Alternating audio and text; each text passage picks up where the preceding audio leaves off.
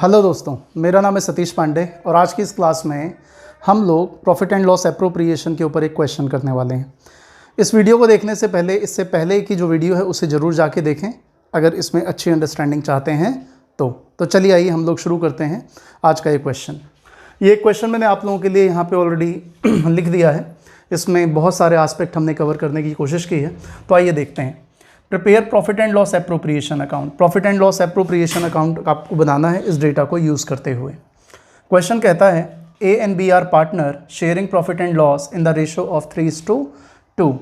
As capital is ₹50,000 and B's capital is ₹40,000। तो यहाँ पे कैपिटल के फिगर जो हैं वो इंपॉर्टेंट हो जाते हैं, क्योंकि आगे जब इंटरेस्ट ऑन कैपिटल की बात आएगी तो कैपिटल को यूज़ किया जाएगा। तो ए की कैपिटल है 50,000 और बी की कैपिटल है 40,000 as per the deed. Deed का मतलब पार्टनरशिप डीड या फिर partnership agreement.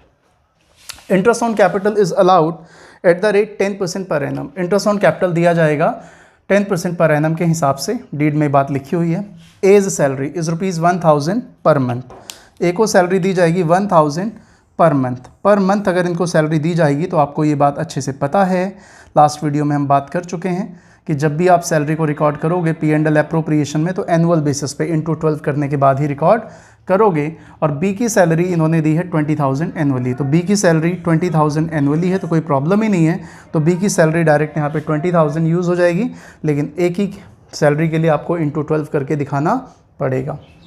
Interest on drawing charge at the rate 8% per annum. Interest on drawing charge किया जाएगा 8% के हिसाब से। देयर ड्राइंग्स, इनकी जो ड्राइंग्स हैं वो बताई गई है 10,000 एंड 8,000। 10,000 ड्राइंग किसकी हो गई? ए की, और बी की ड्राइंग हो गई 8,000 रिस्पेक्टिवली। जब भी लिखा होता है तो जो पहला पार्टनर है उसकी पहली ड्राइंग होती है और दूसरे पार्टनर की ड्राइंग दूसरी वाली होती है। रिस्पेक्टिवली का मतलब नंबर के हिसाब से, क्रम अनुसार, इन द सेम ऑर्डर। अगला पॉइंट है A has given a loan. Partner ने लोन दिया है, ए ने लोन दिया है। किसको लोन दिया है? फर्म को। कितने का? 50,000 का। अब देखो, पार्टनर ने फर्म को लोन दिया है 50,000, लेकिन क्वेश्चन में कहीं पर भी नहीं लिखा हुआ है कि इस लोन पे किस रेट से इंटरेस्ट रिकॉर्ड किया जाएगा। तो साइलेंट केस में अगर ये बात क्वेश्चन में नहीं है, इसका मतलब ये बात डीड में नहीं बताई गई है, तो 50,000 के ऊपर 6% पर एनम के हिसाब से इंटरेस्ट ऑन लोन फर्म को पे करना ही पड़ेगा। ये बात ध्यान रखेंगे। B's commission is 10% on turnover. B को कमीशन भी मिलेगी, यानी कि बी को सैलरी तो मिल रही है, उसके साथ साथ बी को कमीशन भी मिलेगी 10% ऑन द टर्नओवर। टर्नओवर का मतलब क्या होता है सर? नॉर्मली टर्नओवर का मतलब होता है बिजनेस की सेल्स प्लस सर्विसेज। अगर बिजनेस सेल और सर्विस दोनों देती है, लाइक मारुति अपनी कार को सेल भी करती है और उनको रिपेयर भी करती है, तो सेल और सर्विस दोनों को मिला लिया जाए तो मारुति का टोटल टर्नओवर कहलाएगा। इन लिटरल मीनिंग टर्नओवर का मतलब सेल्स होता है। तो सेल यहाँ पे है आपके पास 8 लाख, तो 8 लाख का 10% बी को कमीशन भी मिल जाएगा। 10% ऑफ द डिविजिबल प्रॉफिट, जो भी डिविजिबल प्रॉफिट फाइनली बनेगा फर्म का, क्या क्या देने के बाद, जो जो चीज़ें पार्टनर्स को देनी है, 10% of the divisible profit is to be transfer to general reserve. General reserve में 10% ट्रांसफ़र कर दिया जाएगा डिविजिबल प्रॉफिट का। तो आओ एक एक करके इसे सॉल्व करते हैं।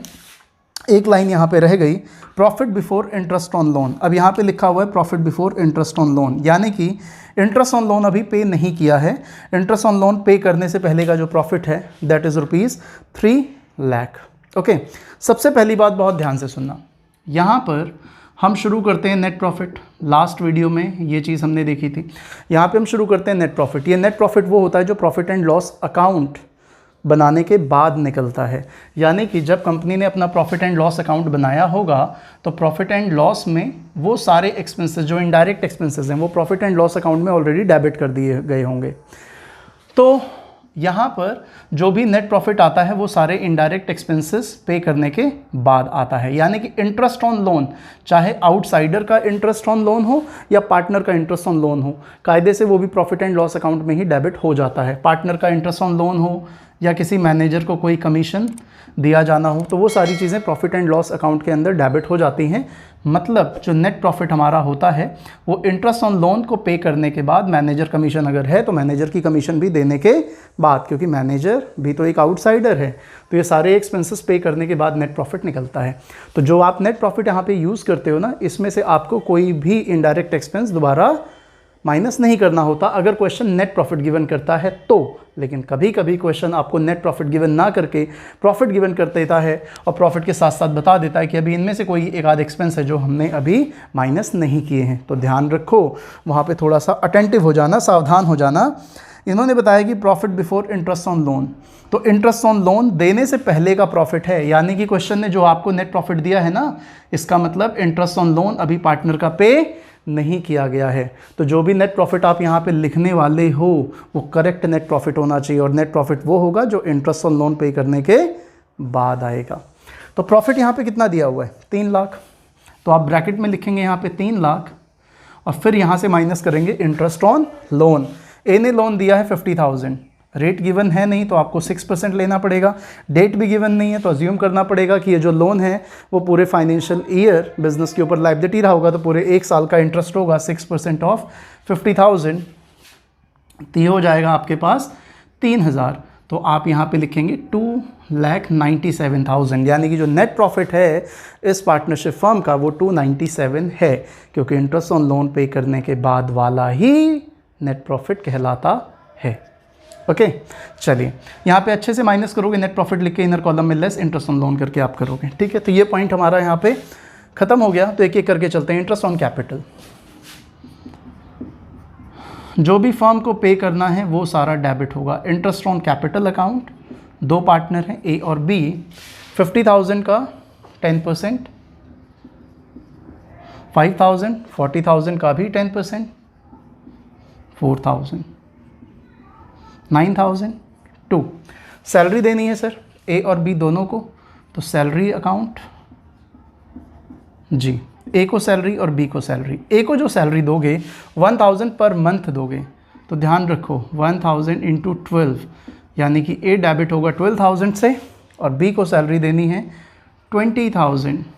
ये खुद एनुअल सैलरी मेंशन है तो आपको सीधे 20,000 लेना है, तो यहाँ पे आप डेबिट कर दोगे 32,000। उसके बाद इंटरेस्ट ऑन ड्राइंग की अगर हम बात करें तो जो भी ड्राइंग्स है उसके ऊपर आप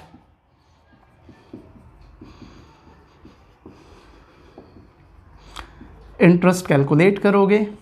तो देखो ए ने ड्राइंग की है 10,000, तो 10,000 पर रेट कितना है ड्राइंग के ऊपर 8%, तो 10,000 का 8%।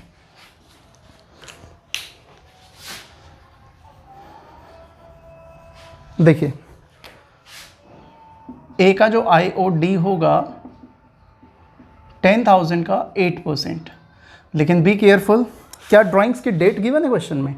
नहीं सर, ड्राइंग की डेट्स गिवन नहीं है। तो ड्राइंग की अगर डेट गिवन नहीं है तो इंटरेस्ट ऑन ड्राइंग 6 महीने का कैलकुलेट किया जाएगा। तो आप इसे कैलकुलेट करोगे तो ये हो जाएगा आपका 400, और इसी तरीके से बी का भी आप कैलकुलेट कर लोगे 6 महीने के लिए, तो कितना हो जाएगा ये 320, सेम टू सेम, वो भी 6 महीने का कैलकुलेट होगा, तो ये हो जाएगा 720। उसके बाद ए ने जो लोन दिया था उसका इंटरेस्ट हमने ऑलरेडी माइनस कर दिया। बी को कमीशन देना है 10% ऑफ द टर्नओवर, तो जो भी कंपनी की जेब से जाता है वो डेबिट किया जाता है, वो एज अ एक्सपेंस। तो बी को कमीशन भी तो फॉर्म दे रही है ना, बी कमीशन अकाउंट। तो जो भी टर्नओवर है, टर्नओवर इनका 8 लाख है, अब 8 लाख के ऊपर 80,000 रुपये यहाँ पर आ गए। और last but not least, 10% of the divisible profit is to be transfer to general reserve. अब जो डिविजिबल प्रॉफिट आया है उसका 10% ट्रांसफ़र किया जाएगा जनरल रिजर्व में। तो 10% ऑफ द डिविजिबल प्रॉफिट, तो सर डिविजिबल प्रॉफिट कौन सा डिविजिबल प्रॉफिट? वो डिविजिबल प्रॉफिट जो अभी तक जस्ट बिफोर दिस आइटम बन रहा है। तो कैसे कैलकुलेट होगा? 297 प्लस 720 माइनस 9,000 माइनस 32,000 माइनस 80,000, मतलब क्रेडिट का टोटल कर लो, डेबिट में जितनी भी चीज़ें अभी हैं बिफोर जनरल रिजर्व वो सारी माइनस कर लो, फिर देखो प्रॉफिट कितना बचता है, वो डिविजिबल प्रॉफिट यूज़ किया जाएगा जनरल रिजर्व के लिए।